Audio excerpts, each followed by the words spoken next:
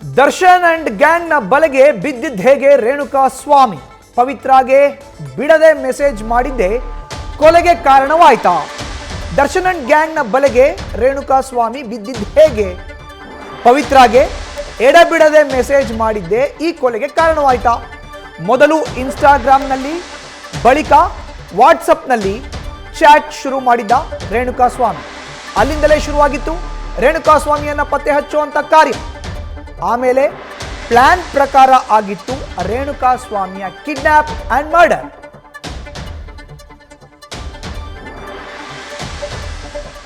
ಹೆಚ್ಚಿನ ಡೀಟೇಲ್ಸ್ ನಮ್ಮ ಪ್ರತಿನಿಧಿ ಚಂದ್ರು ನೀಡ್ತಾರೆ. ನೇರ ಸಂಪರ್ಕಕ್ಕೆ ಜಾಯಿನ್ ಆಗಿದ್ದಾರೆ. ಚಂದ್ರು, ಒಂದು ಕಡೆ ಇನ್ಸ್ಟಾಗ್ರಾಮ್ನಲ್ಲಿ ಮೊದಲನೇದಾಗಿ ಮೆಸೇಜ್, ಅದಾದ ಬಳಿಕ ವಾಟ್ಸಪ್ನಲ್ಲೂ ಮೆಸೇಜ್, ಎಲ್ಲೋ ಒಂದು ಕಡೆ ರೇಣುಕಾ ಸ್ವಾಮಿ ಕೊಲೆಗೆ ಎಡಬಿಡದೆ ಪವಿತ್ರಾಗೆ ರೇಣುಕಾ ಸ್ವಾಮಿ ಮಾಡಿದಂತ ಚಾಟಿಂಗ್ಗೆ ಕಾರಣ ಆಯ್ತಾ ಅನ್ನೋ ಪ್ರಶ್ನೆ ಈಗ ಚಂದ್ರು.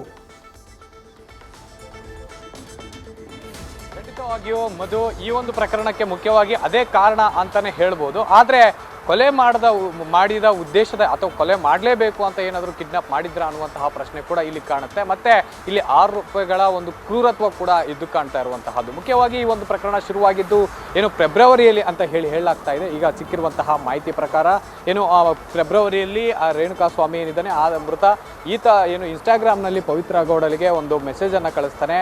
ಆ ಒಂದು ಮೆಸೇಜ್ಗಳಿಗೆ ಯಾವುದೇ ರೀತಿಯಾದಂಥ ರಿಪ್ಲೈ ಕೊಡಲ್ಲ. ಮತ್ತು ಪದೇ ಪದೇ ಆ ರೀತಿಯಾದಂತಹ ಮೆಸೇಜ್ಗಳನ್ನು ಬಂದಿದ್ದಕ್ಕೆ ಆ ಪವನನ್ನು ಕರೆದು, ಆರೋಪಿ ಪವನ್ ಏನಿದ್ದಾನೆ ಆ ಪವನ್ಗೆ ಕರೆದು ಈ ಒಂದು ಮೆಸೇಜ್ ಯಾರು ಮಾಡ್ತಾ ಇದ್ದಾರೆ ಒಂದು ರೀತಿ ಚೆಕ್ ಮಾಡಿಬಿಟ್ಟು ಅವನ ಡೀಟೇಲ್ಸನ್ನು ಕಲೆಕ್ಟ್ ಮಾಡಿ ಅಥವಾ ಅವರಿಗೆ ಹೇಳಿ ಈ ರೀತಿಯಾದಂತಹ ಮೆಸೇಜ್ಗಳನ್ನು ಮಾಡಬೇಡಿ ಅನ್ನುವಂತಹ ಮಾಹಿತಿಯನ್ನು ಪವಿತ್ರ ಗೌಡ ಏನು ಪವನ್ಗೆ ತಿಳಿಸಿದ್ರು ಅಂತ ಹೇಳಲಾಗ್ತಾ ಇದೆ. ಆದರೆ ಫೆಬ್ರವರಿಯಲ್ಲಿ ಏನು ಈತ ಒಂದು ಮೆಸೇಜನ್ನು ಮಾಡಲಿಕ್ಕೆ ಶುರು ಮಾಡ್ತಾನೆ. ಅಂದಿನಿಂದಲೂ ಕೂಡ ಏನು ಕೆಲವೊಂದು ಮೆಸೇಜ್ಗಳನ್ನು ಆತ್ಮೀಯವಾಗಿ ಪವಿತ್ರ ಗೌಡಲೇ ಒಂದು ಮೆಸೇಜನ್ನು ಮಾಡ್ತಾ ಇದ್ದಾರೆ ಅನ್ನುವಂತಹ ನಿಟ್ಟಿನಲ್ಲಿ ಒಂದು ಆತ್ಮೀಯವಾಗಿ ರೇಣುಕಾ ಸ್ವಾಮಿಗೆ ಒಂದು ಮೆಸೇಜ್ಗಳನ್ನು ಮಾಡ್ತಾ ಎಲ್ಲೊಂದು ಕಡೆ ಸುಮಾರು 3-4 ತಿಂಗಳು ಈ ರೀತಿಯಾದಂತಹ ಕೃತ್ಯಕ್ಕೆ ಸ್ಕೆಚ್ ಹಾಕಿ ಮಾಡಿದ್ರ ಆರೋಪಿಗಳು ಅನ್ನುವಂತಹದ್ದು ಇವೆಲ್ಲ ಮೇಲ್ನೋಟಕ್ಕೆ ಒಂದು ರೀತಿಯಾಗಿ ಸಾಬೀತಾಗ್ತಾ ಇದೆ ಅಂತ ತಪ್ಪಾಗಲ್ಲ. ಯಾಕೆಂತಂದ್ರೆ ಫೆಬ್ರವರಿಯಿಂದ ಜೂನ್ 6ರವರೆಗೂ ಕೂಡ ಎಲ್ಲೊಂದು ಕಡೆ ಕಂಟಿನ್ಯೂಸ್ ಆಗಿ ಅವರ ಜೊತೆ ಚಾಟ್ ಮಾಡ್ತಾ ಇದ್ರು ರೇಣುಕಾ ಸ್ವಾಮಿ ಅವರ ಜೊತೆ ಅಂತ ಹೇಳಿ ಸದ್ಯಕ್ಕೆ ಸಿಕ್ಕಿರುವಂತಹ ಮಾಹಿತಿ ಅಂದ್ರೆ ಪೊಲೀಸ್ ಮೂಲಗಳು ತಿಳಿಸಿರುವಂತಹದ್ದು. ಈ ಚಾಟ್ ವೇಳೆ ಸಾಕಷ್ಟು ಅಂದ್ರೆ ಮೊದಲಿಗೆ ಇನ್ಸ್ಟಾಗ್ರಾಮ್ನಲ್ಲಿ ಹಾಯ್ ಬಾಯ್ ಈ ರೀತಿಯಾದಂತಹ ಒಂದು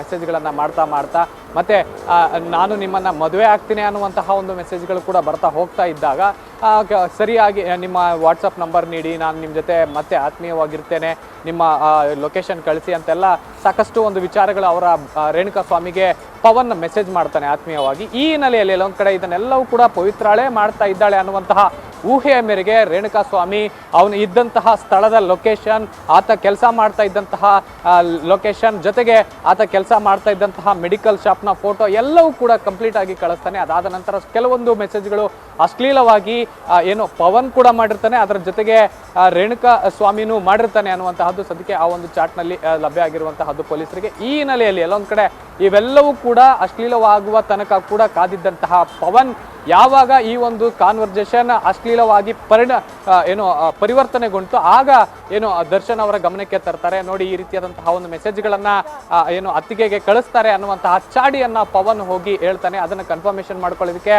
ದರ್ಶನ್ ಪವಿತ್ರ ಗೌಡಳನ್ನು ಕೂಡ ಸಂಪರ್ಕ ಮಾಡ್ತಾನೆ. ಹೌದು ಈ ರೀತಿಯಾದಂತಹ ಮೆಸೇಜ್ಗಳು ಬರ್ತಾ ಇದೆ ಅಂತ ಹೇಳಿ ಪವಿತ್ರ ಗೌಡಳು ಕೂಡ ಈ ಒಂದು ವಿಚಾರವಾಗಿ ಹೌದು ಅಂತ ಹೇಳಿ ದರ್ಶನ್ ಅವರಿಗೆ ಯಾವಾಗ ಹೇಳ್ತಾರೋ ಆರೋಪಿ ದರ್ಶನ್ಗೆ ಆಗ ಏನು ಆತನಿಗೆ ಒಂದು ಸಹಚರನಾಗಿರುವಂತಹ ಅಥವಾ ದರ್ಶನ್ ಅಭಿಮಾನಿಗಳ ಸಂಘದ ಒಂದು ಅಧ್ಯಕ್ಷನಾಗಿರುವಂತಹ ರಾಘವೇಂದ್ರಗೆ ಕರೆ ಮಾಡಿ ಆತನಿಗೆ ತಿಳಿಸ್ತಾನೆ. ಅದಾದ ನಂತರ ನಡೆದಿದ್ದೆ ಭೀಕರ ಹತ್ಯೆ ಅಂತಂದ್ರೆ ತಪ್ಪಾಗಲ್ಲ ಮಧು.